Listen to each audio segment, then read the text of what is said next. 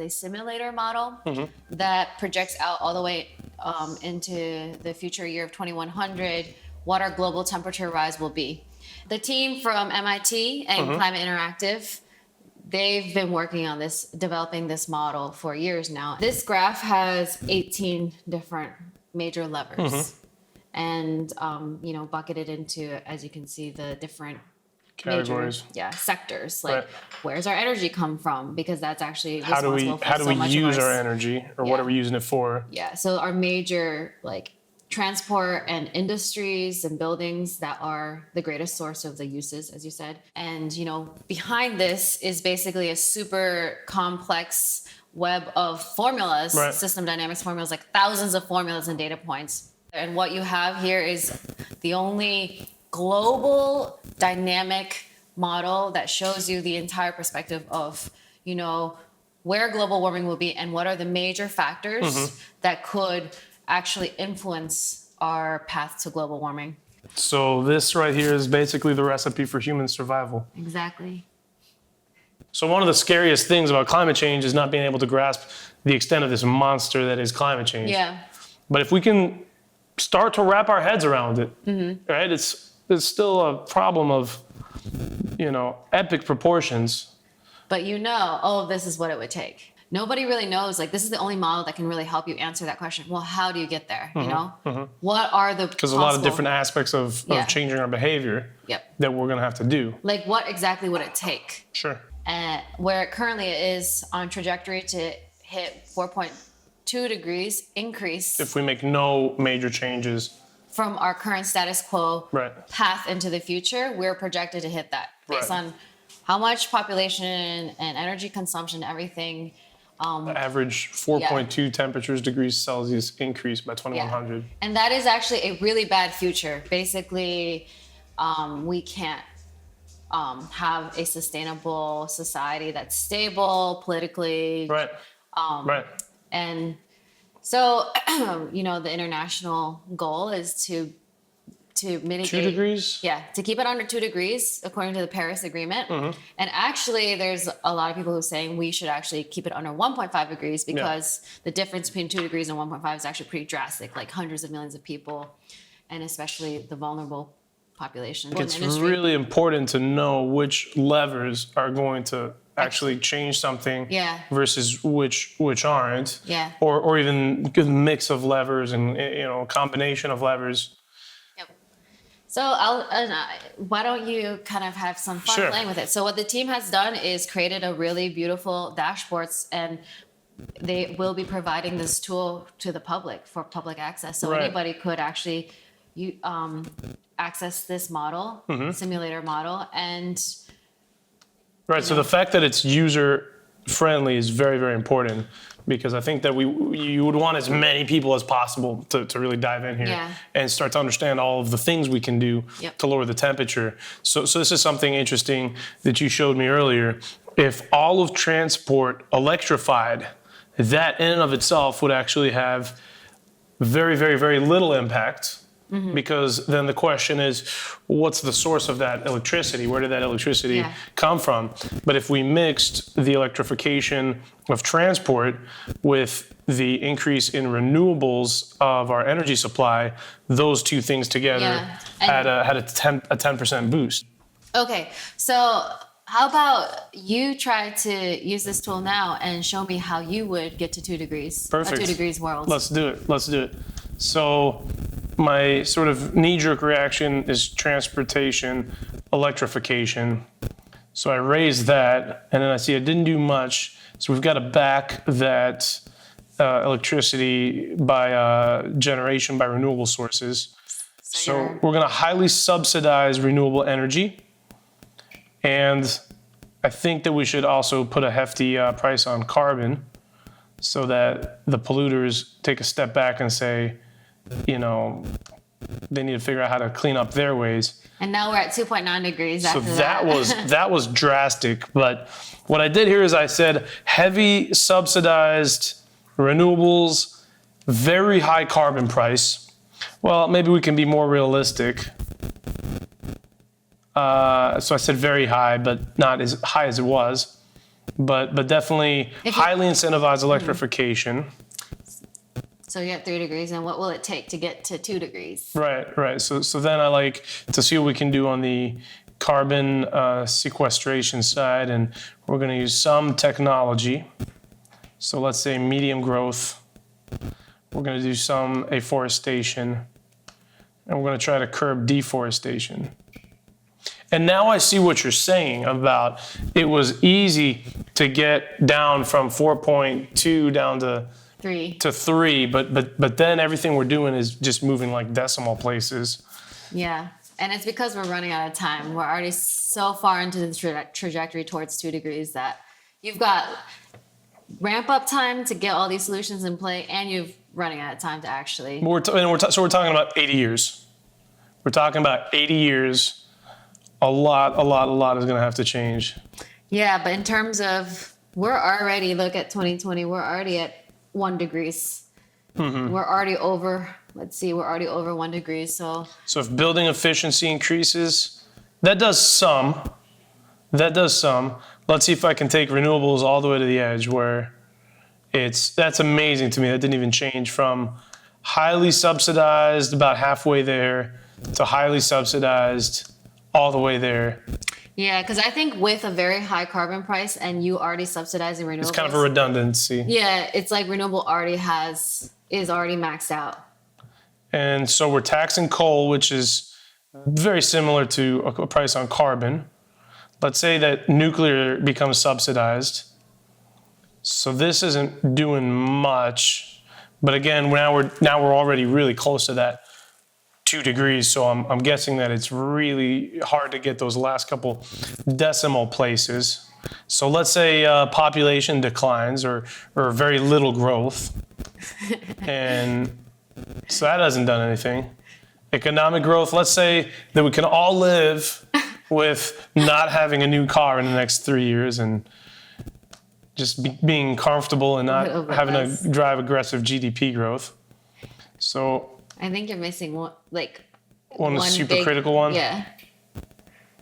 Because right now, all of this is mostly affecting CO2. Right. Sorry. So now we're going to step in and bring in some new technology. And we're going to say there's some breakthrough. And that didn't cut it. Look at that one. Methane. Yeah. And other gases. Right. So everything was CO2. Yeah. And of course, there's many other greenhouse gases. And that cut it. All right. So that had a deep impact. And of course, everybody talks about CO2, which is the most abundant, but not necessarily the harshest. Yeah. The carbon price actually makes a huge difference. Carbon price is really big. Yeah. And it's interesting because what this model really shows is it's not always a thing that gets the most attention. Right. That's actually most effective. Interesting. Yeah. So, how did you feel trying to get the 2 degrees world? So I was really excited at the beginning. I was really optimistic because going at the beginning, going from 4.2 to let's say 3 was pretty quickly. And it said, look, okay, solar's growing exponentially, and maybe if we just keep on this trajectory, but then so the beginning was a nice big drop, but then what I found was that last degree for going from let's say 3 degrees to 2 degrees is going to take a lot of work, and it's going to have to happen across a lot of different industries and sectors and politics and economies. So that looks like it's really going to require the whole world coming together and figuring it out. I think that the biggest impact that this has had on me is realizing how holistic and interdisciplinary what we're up against is. Mm-hmm. You read about the accelerated deforestation in Brazil. Mm-hmm. That's really important. Mm-hmm. We realize that breakthroughs in technology can happen. That's really important.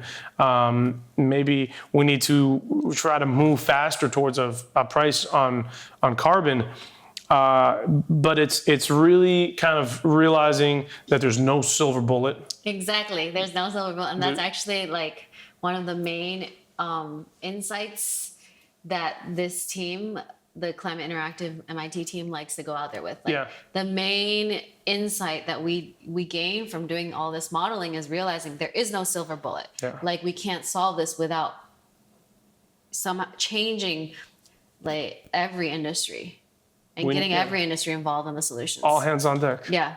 Right. What I love about this is that it boils it all down to one number, and that's increased temperature. And we can see what, variable things we can change in society to move that needle. That's the most important needle to move. Yep.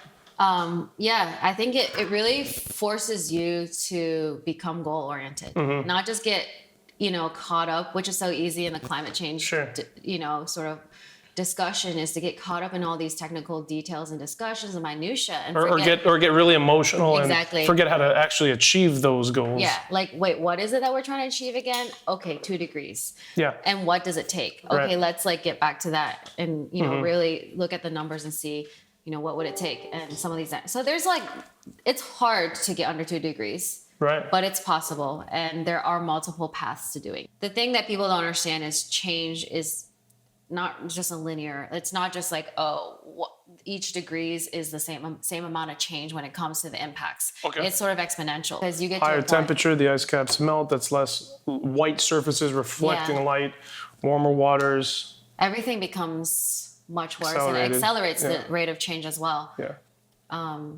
And people, us as a society as well, we become even more stressed and incapacitated in terms of addressing these problems. So not only do we have to try to, prevent the problem from getting worse, but now we're trying to do it while we're facing a lot more problems. Right. Yeah. Right. What would you guys like to achieve? What would the creators of this model like to achieve? I think to share this information with people, because I think. But in terms of feedback from the world, I mean, what if you saw happen, would you say, okay, that's exactly what we wanted to happen? This actually impacting policy and industry decisions to get towards a plan to actually mitigate to 2 degrees. Everything is doable from a technical standpoint, as in, is it using just technology, not thinking about whether politicians will enact this or not, but do we have the technology to do it? Or do we have, if we had all the will in the world, could we do this thing? Yeah. And this is all bounded by realism or realistic bounds. It doesn't require that aliens come to planet Earth and govern us and give us their tech and make us just stop in our tracks, everything we're doing. This is stuff that we can do ourselves. If we chose to. It's kind of a moonshot, because look, we're running out of time. You're talking about. It's so hard to shake people out of status quo. It's so hard. It's hard enough to live life in status quo. To say, okay, change everything about how you do just about everything is very difficult for most people to. And you need these solutions and policies enacted at a global scale, meaning you need not just one country, but every country in the world. Everybody has to come together. And a lot of that has to do with because we already run out of so much time, because we're already at 1 degree. So you've got such little window to make that change. That makes perfect sense. And even when we all of these models are really sort of the momentum of all of our behavior for the last 200-300 years. Everything incorporates our best knowledge of how long things would take to ramp up too. So you can't just dial up renewables to 100% like this. There is a transition period, and all of that is incorporated. So what do you think is the most powerful thing that this tool could do? If you had this tool, what would you do with it?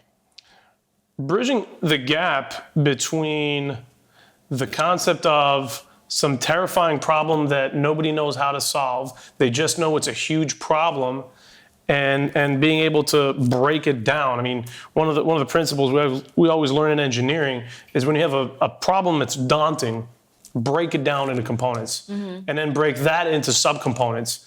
And when you break problems into palatable sizes, then we can start wrapping our head around solutions. And I think that this kind of does that, because we say, okay, what's the problem? The problem is the temperatures are rising faster than we know how to control to a very destructive place. Okay, these are how we can solve it. And now we can start to say which areas are going to be less politically and economically painful for us to solve than others. And this allows us to figure out how to prioritize so that we're not running in circles, or governments aren't spending all their time talking about recycling Yeah.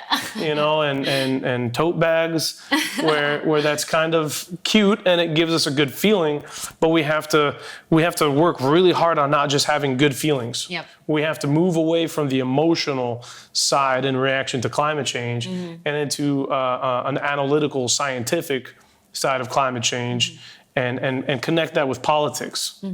Right? If politicians have a responsibility to say, let's figure out how to bring down the temperatures in a certain amount of time by a certain amount of temperature reduction, you have that requirement to do that. We can do that, and we can move away from this scapegoat that politicians love that just say, well, I'm no scientist, so I have no evidence that any of this stuff. But if this stuff is really accepted and readily available and very user-friendly, we can start working towards you could test your plans, essentially. Like, well, what if we did this, that? Is that a viable plan for helping us to reduce global warming? Exactly. We're launching it, by the end of July, hopefully. Okay. And then the MIT and Climate Interactive team will be on a mission to really share this model far and wide. So this isn't launched yet? Yeah, this is a beta version. So in the future, this model and all these tools will be made available at our website, climateinteractive.org. Okay. And, the website will give you access to basically the model and all the documents and tools that we have. Amazing. climateinteractive.org. climateinteractive.org. Yep. Got it.